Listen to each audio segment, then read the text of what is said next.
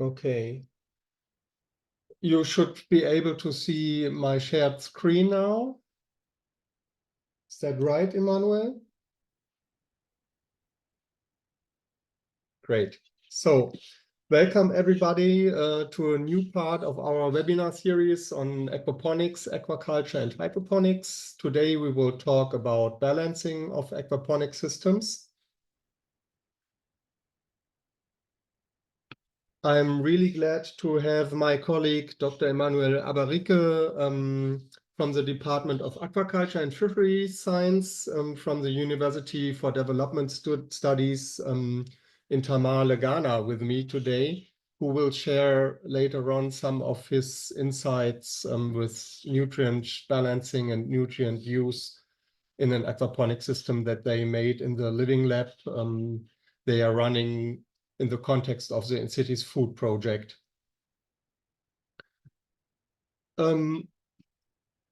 Today we will have a couple of different parts for the webinar. First part will be on the nutrient production, so how nutrients are produced in the aquaculture parts of an aquaponic system, and how to calculate how much nutrients will be produced. We will have the same for the nutrient consumption in the second part of the webinar, where we will look at the consumption of nutrients by the plants. We will then try to bring these two components into balance so that we have equal production and consumption of nutrients. And at the end, we will have the experiences from the Living Lab shared by Mr. Abarike. So let's start with the nutrient production that obviously takes part in the aquaculture part of a aquaponic system. All the nutrients that can be used in an aquaponic system and that are produced by the fish have their origin in the fish feed. So nothing comes out of empty air or whatever. Everything enters the system via the feed that we are feeding to the fish. And usually when we are talking about nutrient balancing in aquaponics, we look mainly at the two nutrients, nitrogen and phosphorus. Plants need also other nutrients, and they also appear in aquaponics water, as we will see later. But the most important and that are important for the plants and that are used for balancing of the systems are usually nitrogen and phosphorus. And if you look at an example here of feed nutrient content of 75 grams of nitrogen per kilogram of feed and 10 grams of phosphorus per kilogram of feed, and look how much will be available at the end for our plants, we can assume that 100% of the feed is actually eaten up by the fish, so nothing is wasted. Sometimes some feed remains uneaten, then we would have some unconsumed feed, but we assume in our example here that 100% of the feed is eaten. Then we have a certain retention by the fish. That's what he uses to build tissues and to keep his organism running. And the remaining part will be excreted. And we see that for nitrogen, this is a little bit more than 50% oftentimes. And for phosphorus, it's only a third that is excreted. And if we look at what is excreted in soluble form, and that's what is available to the plants immediately, and what's excreted in solid form, we can see that almost 90% of the excretions of nitrogen are in soluble form. So a lot of the nitrogen excreted is available to the plants, but only half of the excreted phosphorus is in soluble form and half of it in solid form. And that's why phosphorus is really especially important in balancing, because we don't have that much phosphorus in our soluble excretions.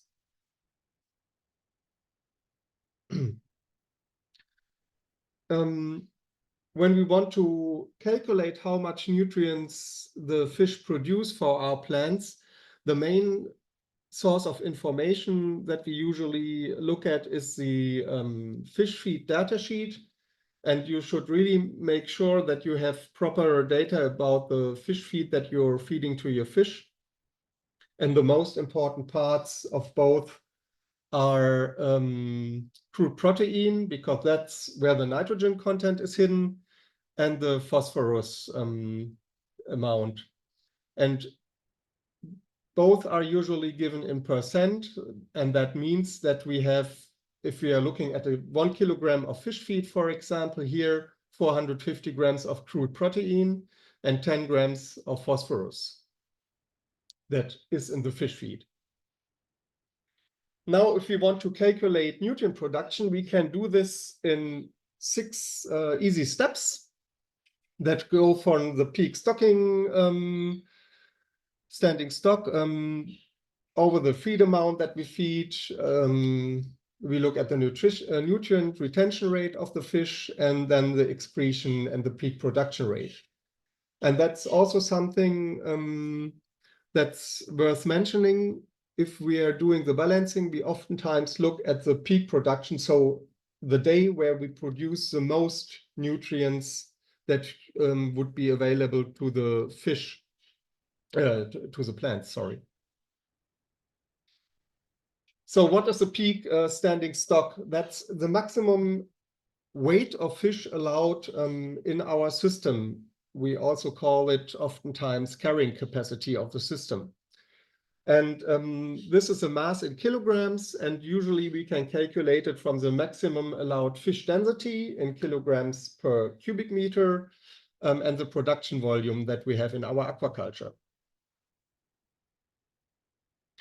Then we have the peak feeding rate, and this one depends usually on the size of the single fish. Let's say we have tilapia with 800 grams, and then we have a feeding recommendation that is given either by the manufacturer of the fish feed, or you know it from your experience.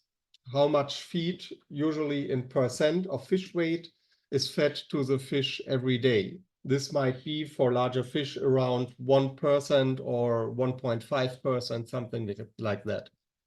And if we multiply that with the peak standing stock, we get a peak feeding rate. So the maximum amount of feed that we give at a given day to our fish in the aquaculture. Then how much nutrient is in the fish feed? And if you look at nitrogen, I already said that this is hidden in the crude protein content of the fish feed. And if you multiply the crude protein content of the fish feed with the nitrogen fraction of this crude protein, we get the nitrogen content of the feed. Then in the next step, we have to calculate how much of the nitrogen that is in the fish feed in kilograms, in grams nitrogen per kilogram feed, remains in the fish. And that's where the feed conversion rate comes into the game. Because if fish grow more biomass with a certain amount of feed, they retain more of the nitrogen that is in the fish feed than if they grow less. That's why we have to divide the nitrogen, the typical nitrogen content of a whole fish, by the FCR that is actually measurable, and then we get the amount of nitrogen that is actually incorporated by the fish, also in grams nitrogen per kilogram feed. Then we have to look at the excretion, and all that remains that is not retained by the fish is excreted. And then we have to look again at the fraction of the excretion that is excreted in soluble form and in solid form, just to make sure that we only look at the soluble form of the excretion that is really available to the plants easily. And then if we multiply this excretion rate with the feed amount that we're giving at a given day, we get the production amount of total ammonia nitrogen for that day. This might sound a little bit theoretical, but we will look at an example in a few seconds. What we need to know regarding our fish species, in addition to what is the content in the fish feed, is how is the retention or the content of nitrogen or phosphorus in our whole fish, and what's the fraction of the excretion that is soluble. And if we look at the nitrogen content, we see that for almost all fish, it's always around 27.5 grams nitrogen per kilogram fish. And this is really the whole fish, not only the fillets, but also the bones and the organs and everything meshed together. And then we have approximately this value for the content of nitrogen in the whole fish. And that's true for almost every fish with little variance. So we can stick to that if we want to calculate how much nutrients or nitrogen is generated by the fish metabolism. For phosphorus, unfortunately, this is not the same for all fish, but we really have to look up in literature or measure it by ourselves how much phosphorus will be in the fish. And here we have some example values. For trout, this would be 3.5 grams phosphorus per kilogram. For tilapia, it would be 8.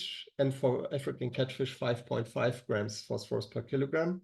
And the soluble fraction of the excretion is always around 50%.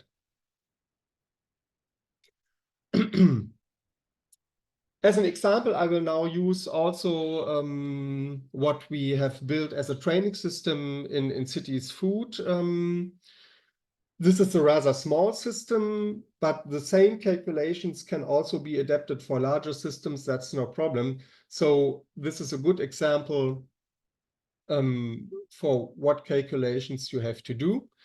This system was designed for a maximum carrying capacity of about 25 kilograms per cubic meter of production volume. And here's the calculation based on what I presented before. We have what I just said. 1 second here. 25 kilograms per cubic meter.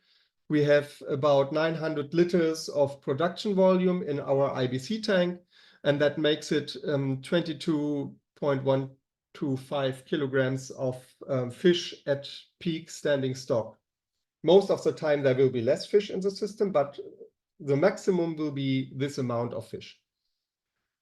Then we assume that we will feed 1.19% of this weight as a maximum feeding rate.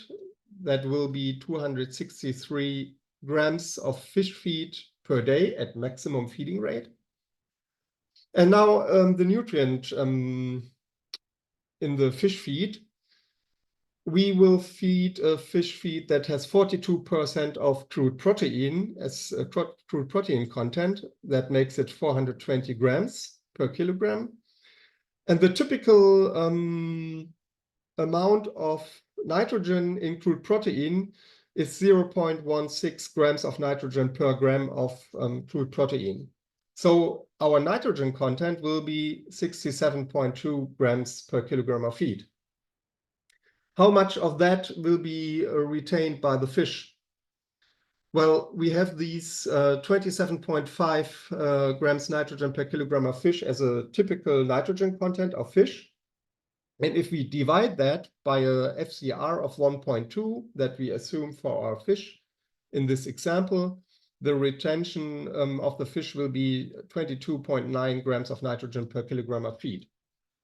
So the remaining of this difference between the content of the feed and what is retained by the fish will be excreted. And this will be, if we take into account a fraction of soluble excretion, 39 grams of nitrogen per kilogram of feed. And if we take into account our maximum feeding rate and multiply this with this excretion rate, we get about 10.3 grams of nitrogen per day that is excreted at maximum feeding rate. And if we relate this to a cubic meter, we will have about 11.6 grams nitrogen per cubic meter per day. And this is a number that we will keep in mind, because this is a number that we will need later if you want to balance the size of the aquaculture with the cultivation area we need for the plants.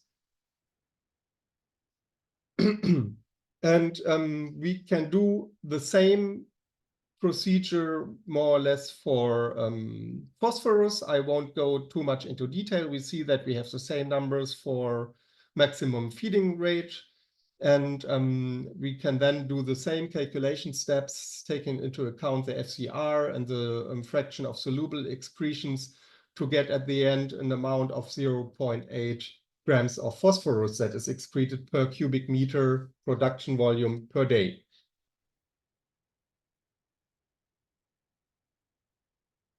If we look now at the nutrient consumption, we can basically do something that is alike with what we did for the production. We will need some information about the amount of plants that we have in the system, how much nutrients they will use, calculate from that nutrient uptake rate, and derive a regular consumption rate that is related not to the production volume in case of the plants, but related to the cultivation area. The amount of plants is usually calculated from a given plant density that would be also a design parameter of our system. If we want to produce lettuce, for example, and we do that in a deep water culture system, we could probably place 24 lettuce plants on 1 meter square. And we would have to multiply that with the cultivation area itself to get a number of plants that we have in our system. Then we would look at the produced fresh mass and the typical nitrogen removal of lettuce per kilogram of fresh mass produced, to calculate how much nutrients, for example, one lettuce will take up during his whole lifetime until harvest. And if we know the duration of the production cycle, so how long it takes the lettuce, for example, to grow to his harvest size, we can calculate from the total nitrogen uptake, the daily nitrogen uptake. That would be a mean value. So it would not be quite exact, because when the plant is small, it would probably take up less nutrients than when it gets larger. But as we usually produce lettuce, for example, in a rolling production system, meaning that we harvest at some of the lettuce and plant new lettuce every day, so that we have at the same time smaller plants and larger plants in our system. Calculating with a mean might be quite correct, because we have all sizes at the same time in our system, and this helps us to keep the nutrient consumption in our system more or less at one level, so that we don't have too much variance in nutrient consumption. And from that, we can, if we divide our daily nutrient uptake by the whole system, by the if you multiply, the nutrient uptake of one plant with the amount of plants in our system, we will get the regular consumption of our whole system. So also quite theoretically, but we will also look here at an example. And I will do two examples. First one will be on lettuce. As I already said, we will probably do a bit larger lettuce that will be harvested with 200 grams each. Then with this large lettuce, we will have about 24 pieces per meter square. And in the example of the InCiTiS-FOOD aquaponic system, we have about 5.76 meters square as a cultivation area for that lettuce. That makes it 138 plants that can be in the system at the same time. Nutrient uptake of this lettuce will be 1.9 grams of nitrogen per kilogram of lettuce, and 140 grams per lettuce head that will grow in the system, because we will transplant, we will grow smaller plants in a nursery for our plants, so they will grow there up to 60 grams and will then be transferred to the aquaponic system. So if we want to harvest at 200 grams, we will have a gain of 140 grams in the aquaponic system. That's why I calculate with 140 grams and not with 200 grams, because of the transplant that takes place at about mid-time of the production cycle. So one lettuce head will take up about 0.26 grams of nitrogen. And it will take about 28 days to grow the lettuce from 60 grams to 200 grams. So this relates to 0.009 grams of nitrogen per day per lettuce. And if we multiply this with the amount of lettuce that we have in the system, we will get 1.242 grams of nitrogen that are used up by our lettuce plants every day. And if we relate this to a meter square, this is 0.22 grams of nitrogen per meter square per day. And we could do the same, for example, for tomatoes. On the same surface that we were looking before for lettuce, we could have about 5 tomato plants. That makes it per meter square. So this makes it 28 tomato plants that we will have on our 5.76 meter square. They will produce approximately 20 kilograms of tomato if the system is run well, and use up 1.7 grams of nitrogen per kilogram of tomato. And this is the fruit, but the amount of nitrogen that is taken up by the plant is not the amount that you will find in the tomato fruit, but is what is taken up by the whole plant. So also the vines and everything is taken into account from this value. And this is 34 grams of nitrogen that is consumed by one tomato plant. Yeah, because one tomato plant produces 20 kilograms of tomato in a typical aquaponic system. The plant will stay in the system for 308 days. So we have 0.11 grams of nitrogen that is used by the plant per day. And if we calculate how much this is for the whole system, we will have to multiply this value with 28 tomato plants. And this is 3.08 grams of nitrogen per day. Again, related to a meter square, this would be 0.53 grams of nitrogen per square meter per day. So how these two values, the regular consumption rate and the regular production rate, related to production volume and related to cultivation area will help to do the right balancing for our system. We will look at that now. And here we see the three equations that are decisive for the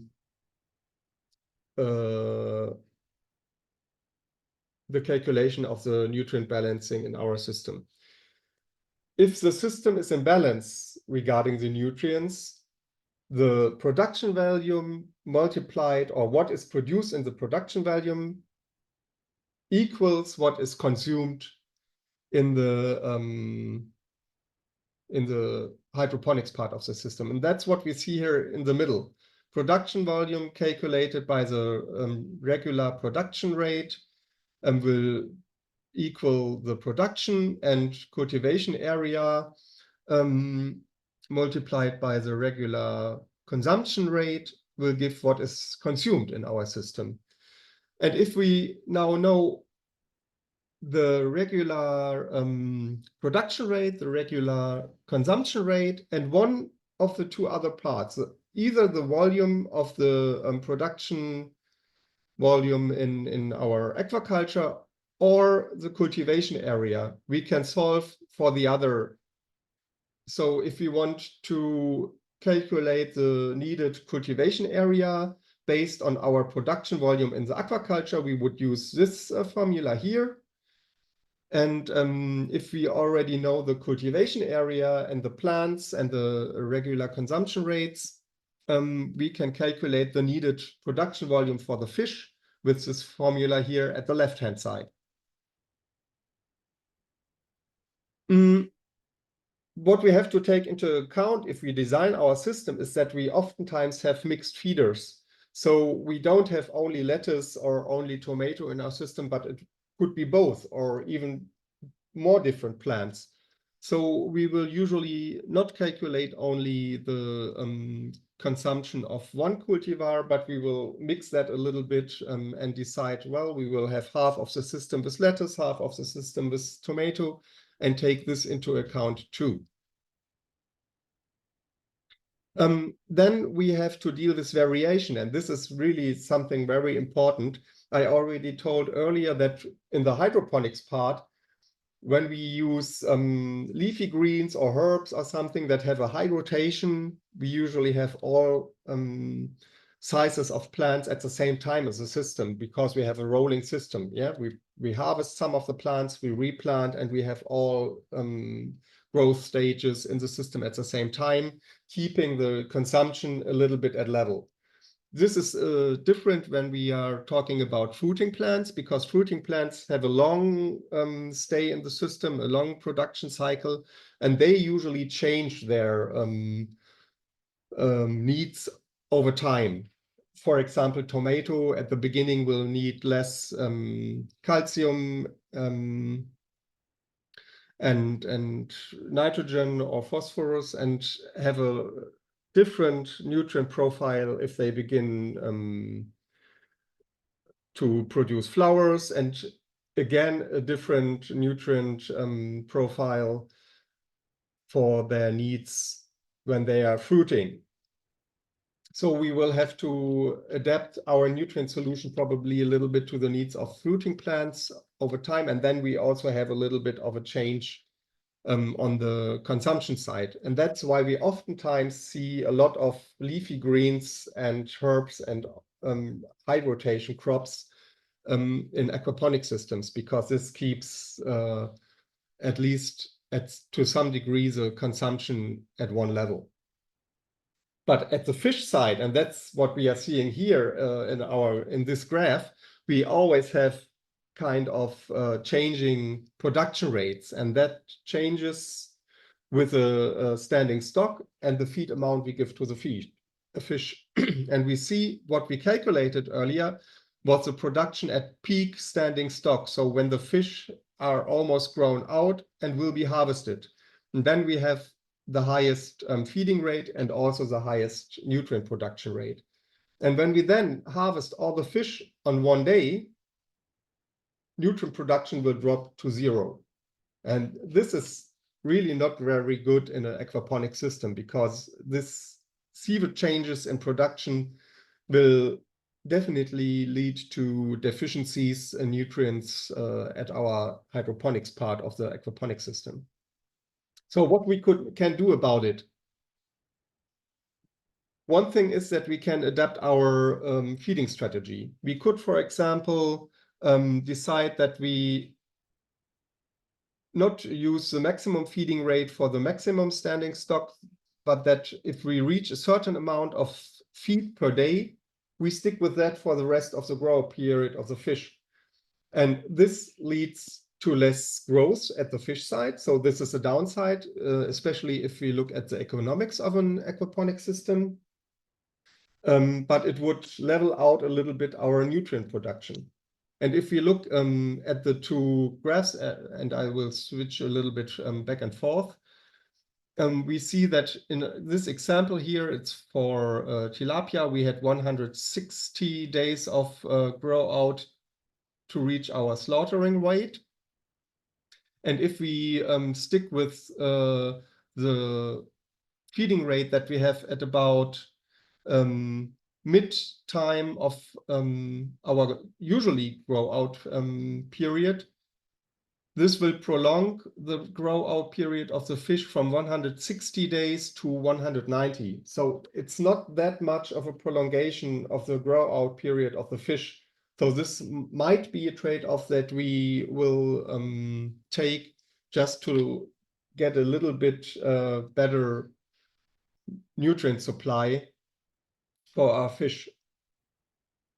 And another strategy is to rear cohorts. So not to, if we have more than one fish tank, not like in the training system that I showed you earlier, but in larger systems, we may have 2 fish tanks, 3, 4, or 8 fish tanks. Then we could buy fingerlings, not for all fish tanks at the same time, but in an amount of time steps that corresponds to our amount of fish tanks. So in this example here, we would have 2 fish tanks. And if we want to produce the same amount of fish in this 2 fish tanks, then with a single fish tank, we see that here in lighter green, we see the corridor in which our nutrient production will be with 1 fish tank. And we see how much narrower this gets if we use 2 fish tanks. And we can imagine if we would have more than 2 fish tanks, but 3 or 4 fish tanks, and rear different sizes of fish in the different fish tanks, then this would get even narrower and provide a more constant nutrient production rate for our system all the time. So it's a good idea to have more than 1 fish tank and to rear cohorts and different age classes in staggered groups. What we also have to take into account if we do our calculation is that we always have some unwanted denitrification in the system. So we lose nitrogen that is produced by the fish because at some areas of our system, bacteria use it up for their own growth. We don't want that especially, but we can't keep it from happening. So the one place where it's oftentimes happening is grow beds with substrate, like we see here in the picture, but it could also happen in the biofilm that we have in the fish tank, that we have in the solid separator, or any other, even in the pipes of our system, there can be some bacteria that lead to denitrification. And then we look now for a second at the nutrient concentration that we oftentimes find in aquaponics compared to hydroponics. We see that there's, for some nutrients, not that much of a difference. For example, if you look at nitrate, we have almost the same amount available in the water if we are looking at aquaponics. or if we are looking at a perfect hydroponic solution, like, for example, the lettuce reference solution. But there are some others, like ammonia, that are much less in aquaponics water than in hydroponics, and that is because our fish don't like very much ammonia, because this is so poisonous to fish.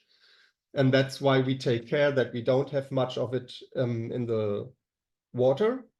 But that's not that bad, because nitrogen nitrate can make up for the missing ammonia most of the time. The main difference is that ammonia is easier to take up for plants oftentimes, but it's not that bad. But we see that some of the other nutrients, especially phosphorus and iron, are much more different in aquaponics water than in hydroponics typically. And this is something we have to take care of. We saw that phosphorus is not excreted that much from the fish, and that half of the phosphorus is in the solid excretions. And that's why it's oftentimes a good idea to somehow get back the nutrients that are left in the solids of the excretions of our fish. And that's something we will look into in about 4 weeks, I think, in our webinar about nutrient use efficiency and anaerobic digestion. So we can do something about it, but I won't address this in detail today. And yeah, other example where we really have a huge difference is iron, and this leads oftentimes to iron deficiencies in aquaponic systems, but iron is something that's really easy to supplement. So, and it's a good example for nutrients that we have to supplement to in aquaponic systems to avoid nutrient deficiencies. And one reason, this might seem awful, like, oh, aquaponics has so many nutrients that are missing.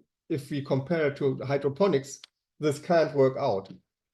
But in reality, we see that the growth rates in aquaponics are still quite good if we compare to hydroponics, and sometimes even surpass what we can produce in normal hydroponics. And that is because we have all these beneficial bacteria in an aquaponic system that are not present in a hydroponic system. But how it really works in detail is not really understood by now. So this is still subject to research to understand why lower nutrient concentrations in the water are still sufficient in a much more complex system like aquaponics compared to hydroponics. But one thing that we have to consider is that the conception of our aquaponics system is quite different from what we see usually in hydroponics.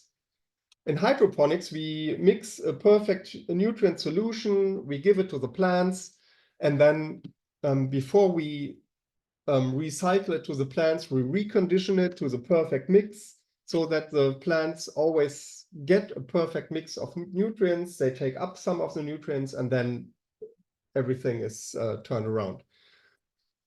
In an aquaponics system, we have to consider our hydroponics part of the system rather like a filter, a plant filter that is cleaning constantly the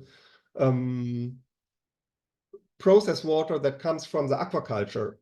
So we have a constant production of waste products or nutrients on the fish side of our system, and we constantly circulate this water from the fish tank to the hydroponics part of the system, and the plants rather function like a plant filter to filter out these nutrients from the water, like, for example, other filters in our system, like the solid filter or the biofilter in our system. In a usual aquaculture, right? And that is why the nutrient concentration has a tendency to be lower than the perfect mix that we see in hydroponics, because we see a water that is constantly filtered by the plant filter. So that doesn't necessarily mean that plants have less nutrients available, but as they filter the nutrients out of the water all the time, what we can measure is lower than what we see in the perfect nutrient solution that we provide in hydroponics. And that's one of the reasons why we have to monitor water quality constantly. And here I again show this graphic that I really like, that we usually see for the fish health, but it's also true for our plant section of the system. We also have here a tolerance range where the plants still grow, but where they probably already feel some stress and they grow less well. And we have some optimal range, and we really should take care that our nutrients in the system are more or less in the optimal range most of the time. I want to mention the important significance of pH again. If we look at the possibility of plants to take up nutrients, they really like pH between 5.5 and 6.5. So to be able to easily take up most of the nutrients. This is not quite the same range where fish are well. Fish are well between 6.5 and 8.5 pH. And nitrifying bacteria still have a different or a little bit narrower pH range where they are fine between 7.5 and 8. And if we look at the balance of ammonia and ammonium in our aquaculture, we also see that it's important that we don't get too high with our pH, because then the ammonia fraction of our ammonium excretions will start to rise, and then it really gets dangerous to the fish quickly. So if we take into account all the different pHs that the different organisms in our system need, we see that there's quite some difference between plants and especially fish. And that's why in aquaponics, we usually have the tendency to have a little bit lower pH than we would probably have in a pure aquaculture system, but a higher pH than in typical hydroponics. That's why in aquaponics, we try to stick with 7 pH, while in hydroponics, we would probably try to stick with around 6. But that's a big difference between hydroponics and aquaponics, and also between aquaponics and aquaculture that we have to keep in mind. So let's do some balancing. We see here again an example for the balancing of our training system. And I would like to stick with not the maximum feeding rate that we calculated earlier. That was around 260 grams per day, but with 160 grams as maximum feeding rate, and that will stay the same over a longer period, as I explained earlier. Then we will have a production of 6.2 grams nitrogen per day. And if we take into account 20% of unwanted denitrification, we really have a production of 5 grams nitrogen per day, and that corresponds to 5.6 grams of nitrogen per cubic meter per day.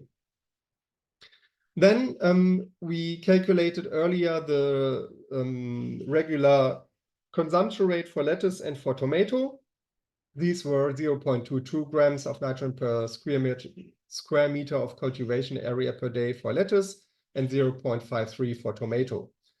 And if we then use the formula that I showed you earlier that relates the cultivation area to this two production and consumption rates, and the production volume of about 900 liters, or 885 to be more exact, we see that we could provide, with the production of the aquaculture in this training system, 23 meters square of cultivation area for lettuce and 9 meters square for tomato. And that, if we do mixed cultivars, the cultivation area that we would need in our system would be something in between. And in fact, in the training system, we have about 12 meters square of cultivation area that we have foreseen for the whole system. And this was the balancing for nitrogen, but obviously we could do the same for phosphorus. And for phosphorus, the numbers would be quite different from what we see here. It would only be about half of the cultivation areas that we could use for tomato and for lettuce. And this shows again how important phosphorus is for our system, because if we stick with the balancing on phosphorus, we will only have half of the production area.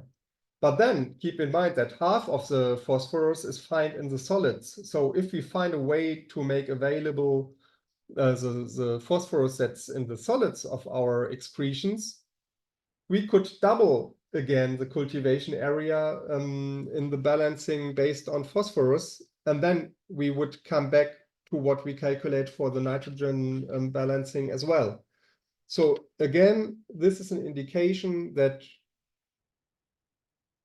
making available nutrients that are in the solids of our system is really, really important. And that's why we will talk about nutrient use efficiency and anaerobic digestion in a couple of weeks. So if we want to have some rough rule of thumb when we look at aquaponic systems, and we probably don't want to do all these calculations every time, we could, for example, say that for a system that has about 25 kilograms per cubic meter as a maximum stocking rate for the fishes, we will have and a tank with approximately 90 centimeters of water depth. Yes, we will have about 900 liters of water in our production volume per meter square of fish tank footprint. And this would relate to about 12 meters square of cultivation area. So this ratio, 1 meter square of fish tank footprint to 12 meters square per production area, would be a good rule of thumb for sizing small aquaponic systems that don't have high fish densities in the fish tank. But we also have to take into account that we don't only need the area for the fish tank and for the cultivation area, but that we also have some filters in our aquaculture. We need a sump tank. We need some area where we can walk around and work in our system. So the total space we need is a little bit larger. And this would be for our training system around 40 meters square. So the total area we would probably need for an aquaponic system might be around 40 meters square per meter square footprint of our fish tank. And why I'm always talking from the fish side is because that's most of the time what we do. We look at how much nutrients can be produced with a certain design of an aquaculture, and then we design the hydroponics part accordingly. You might have to do the other way around. Yeah? If you have a greenhouse, for example, that is already built and you have a certain greenhouse area, you will probably know more about the cultivation area that you have available and have to size the aquaculture according to this cultivation area. So the way you look at it might depend on your local side factors of what is given. Do you already have an aquaculture and you're looking to use the nutrients within a hydroponic system, or the other way around? Yes. And that concludes more or less my part on the production, consumption, and balancing of nutrients in the aquaponic system. And I would like to invite my colleague Emmanuel to give us some of the insights they have regarding nutrient use in their aquaponic system at Tamale. Your floor. Yeah, so thank you, Mike. Good morning to all of you from Ghana. I'm glad to share some experiences from our living laboratory here at the UDS in Tamale, Ghana. I will be very quick, as Mike has given you all the technical stuff. And listening to him, that which was just going through my mind was, well, Mike, yeah, this is the ideal situation. But I'm really going to talk about the real life, situation. And so if you can move on to the next slide for me, I will begin from there. Yes, so what we do at the UDS InCiTiS-FOOD Living Laboratory is that we actually try to promote aquaponics and hydroponics as secular technologies, particularly for these things to be adopted, in urban and peri-urban centers. And so Mike helped us to build the model aquaponics facility. And for some time now, we have actually also made some adaptations to suit our local conditions. And so for the modeled aquaponics facility that we have, for the aquaculture part, we do rear African catfish, that's a Clarias gariapinus, and then the Nile tilapia, Orechromis niloticus. And for the hydroponics part of the aquaponics system, and also for the hydroponics system itself, we have tried growing tomatoes, pepper, jute plants, amaranthus, and mint.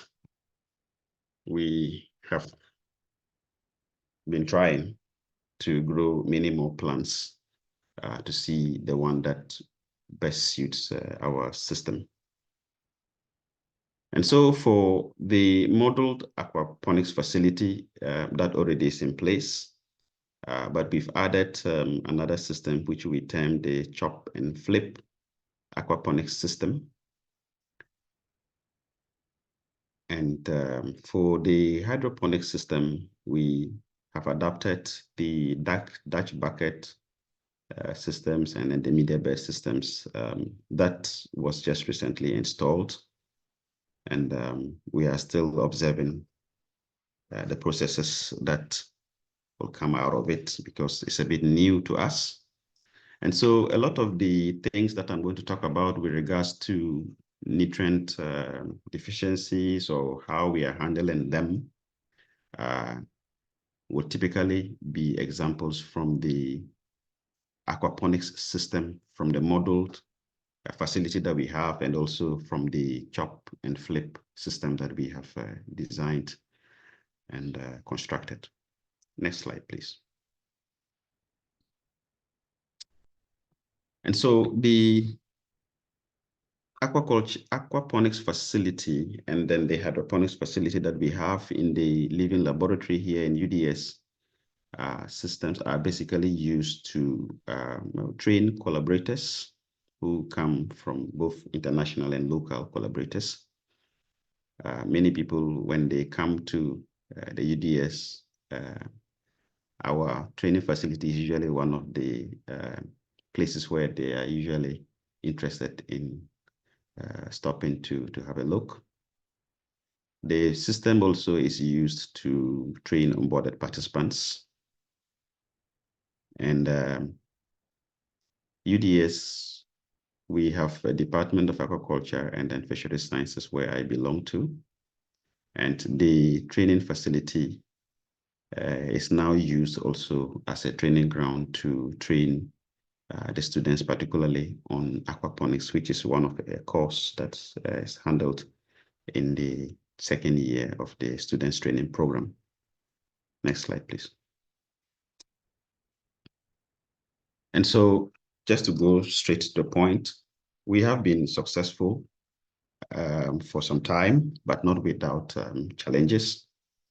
And as Mike was explaining about the nutrient needs and nutrient balancing and all that stuff, I would like to say that for us, we have been able to grow pepper successfully for the entire production cycles of pepper. What we have noticed is that usually when the pepper begins to grow after transplanting, usually we don't find nutrient deficiencies or suspected cases of nutrient deficiencies until when they reach the flowering stage and about fruiting. And I think that Mike already alluded to the fact that sometimes because of the different stages of growth for some plants, particularly with those that maybe have different types of products that are needed, when they reach a certain point in time, they will need more nutrients than probably when they were younger. And so we often find that when the pepper plants reach the flowering stage, some of them, particularly the younger leaves, normally turn yellow. And when that happens and you carry out some tests, usually it turns out to be iron or magnesium deficiency related. At times also we find that the leaves of the pepper become curly, and that usually is typically related to calcium deficiencies among others. So for the pepper plants that we have grown so far, this is the experience that we have and we want to share with regards to the hydroponics part of the aquaponics system. Next slide.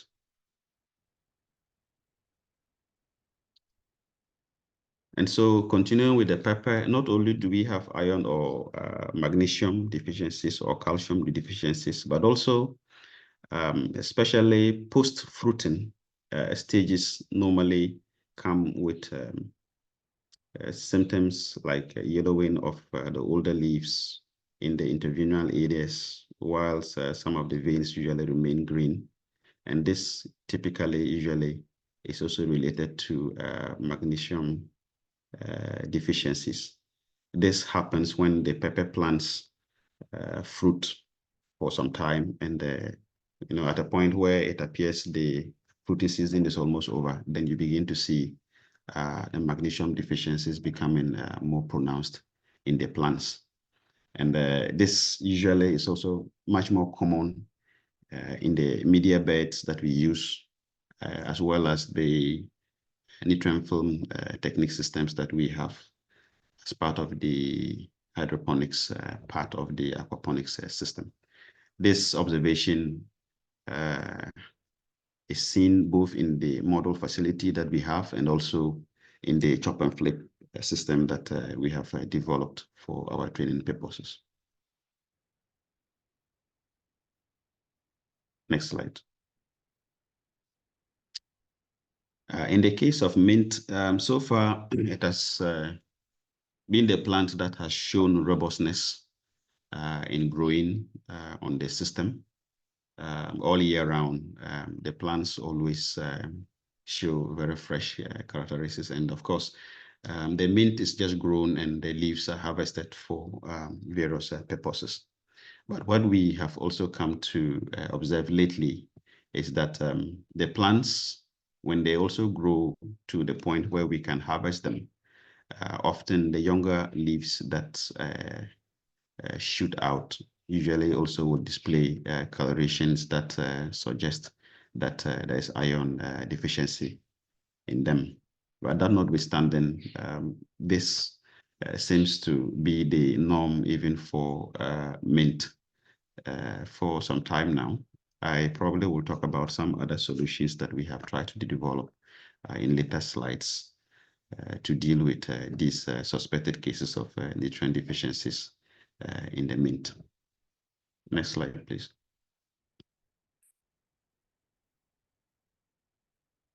So for tomato, yes, we have been successful in getting them to complete their production cycle.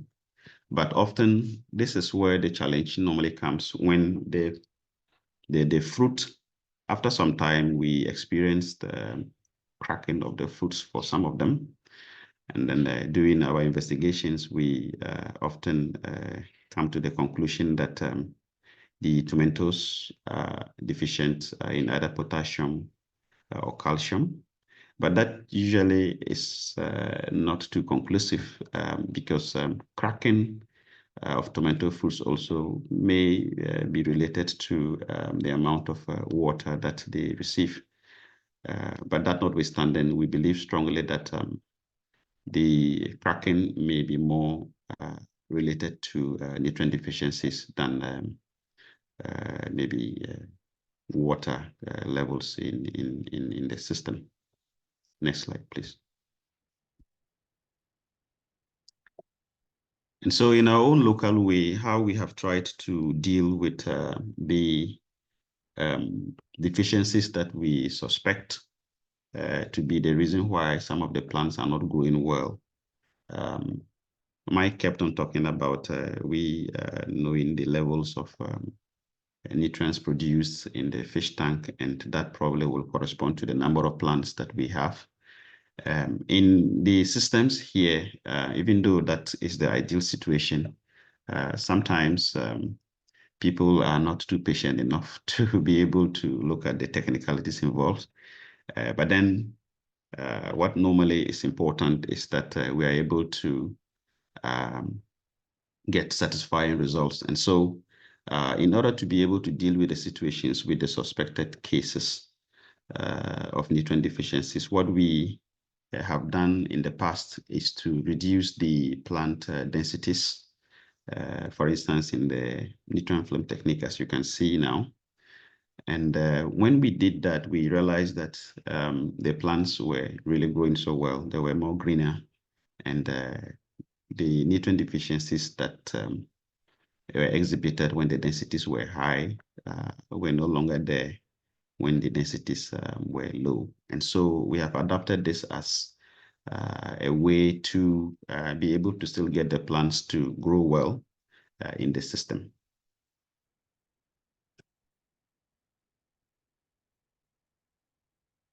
One other adaptation which has also worked so well for us is to scout for alternative plants that will be able to cope with the system. We all know that different plants have different nutrient requirements. And since the system was introduced to us, we have been trying different plants to see which ones are less likely to show nutrient deficiencies based on what the system is able to produce. And so when we tried a plant like the jute plant, we realized that this plant was able to grow to complete its production cycle without exhibiting any of the nutrient deficiencies as was observed in the other plants as shown earlier. So the way to go in dealing with most of these nutrient deficiencies is to look for the ideal plant that can tolerate the nutrient levels that are produced in the system, and that usually is a refreshing thing to know.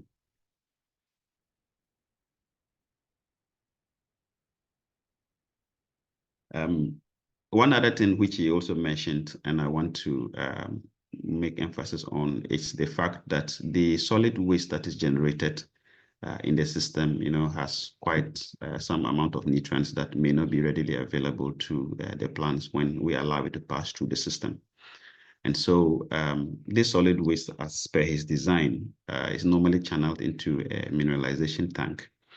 And the mineralization tank is able to, cause the nutrients to be more available as anaerobic decomposition, that takes place in them.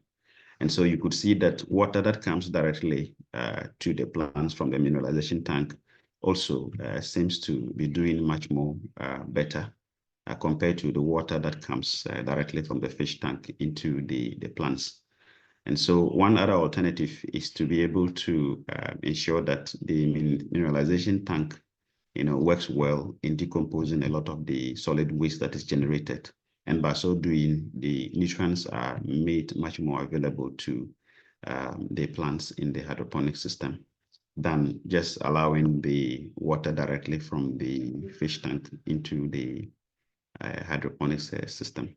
I think that when we also tried this, we noticed that the plants are going to be able to do better when we use the effluents from the mineralization tank to complement that which is produced in the fish tank. And this is one of the mechanisms that we have adopted to be able to manage the nutrient deficiencies that we have in the system. Next slide, please.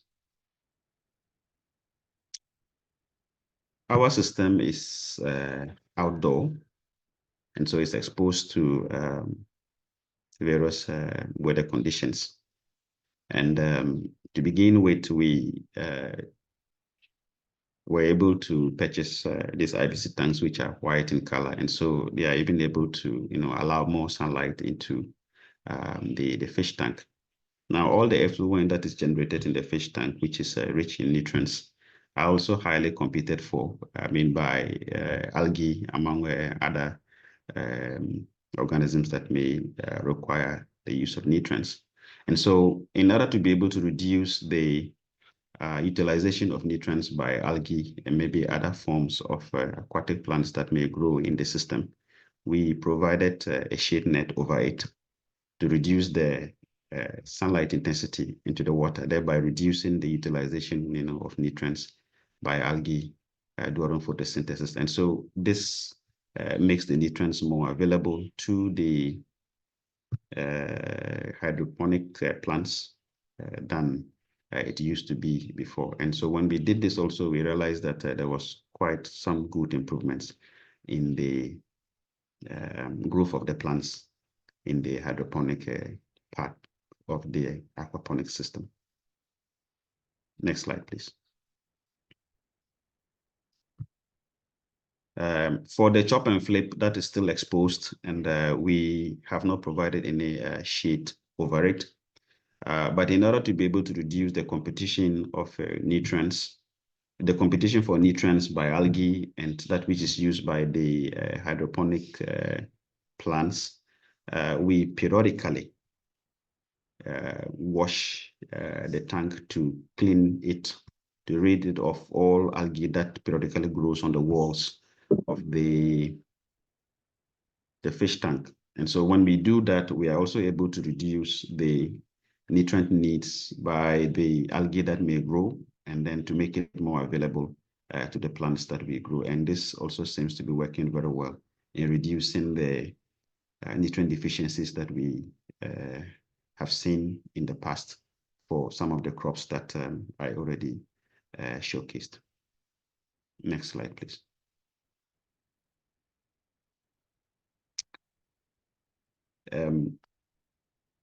Sometimes, even though we tried to have all these other interventions in order to be able to reduce the showcasing of nutrient deficiencies in the plants, supplementation sometimes is still necessary, particularly with calcium needs. We often add maybe eggshells with animal droppings, just a bit of it to the mineralization tank, and to be able to facilitate the release of some of these nutrients in the system so that it can be made available to plants. In our part of the world, it's a bit difficult to get supplements in the market to buy.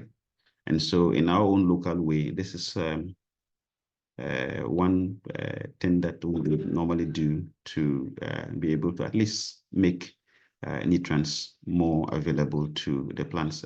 It's a video. I don't know if Mike, you can turn it on so that we could see the process.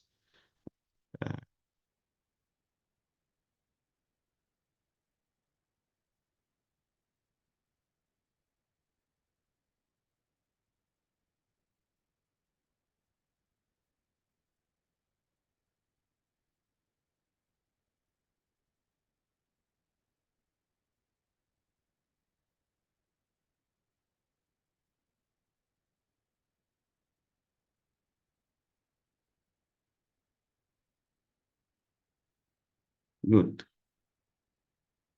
That's about it. So in our own small way, this is how we have coped with nutrient deficiencies in our system. We are still iterating a lot to be able to see how best we can reach a point where we will grow plants in the model facility and the adapted facilities without having to face the challenge of having nutrient deficiencies. I hope that these experiences probably can help others who probably are starting. And maybe if there are other solutions that people can propose, I think that we will warmly welcome that to be able to adopt to make our system run better. On this note, I want to hand over back to you, Mike, and thank you all for the opportunity given.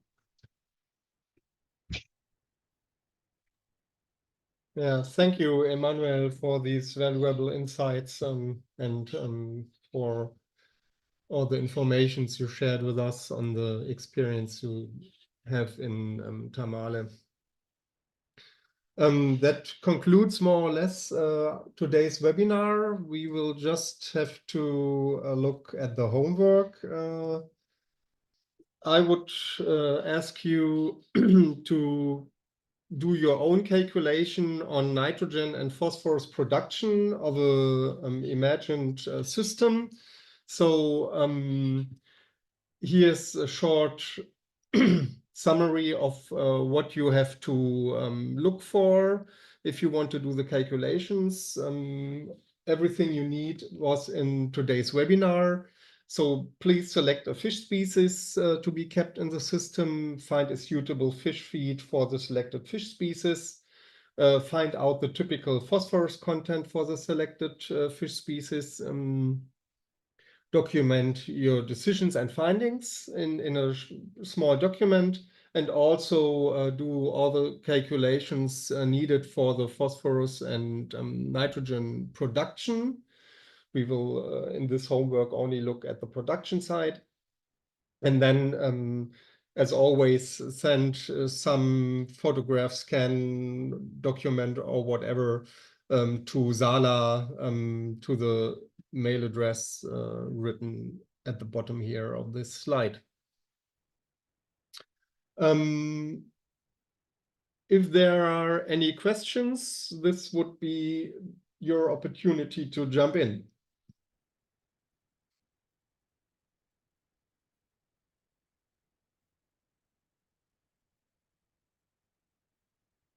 So I take this as a no for today. Then I would like to thank you very much for today's participation on our webinar, and we will see us again in 2 weeks. Have a nice weekend. Bye. Bye.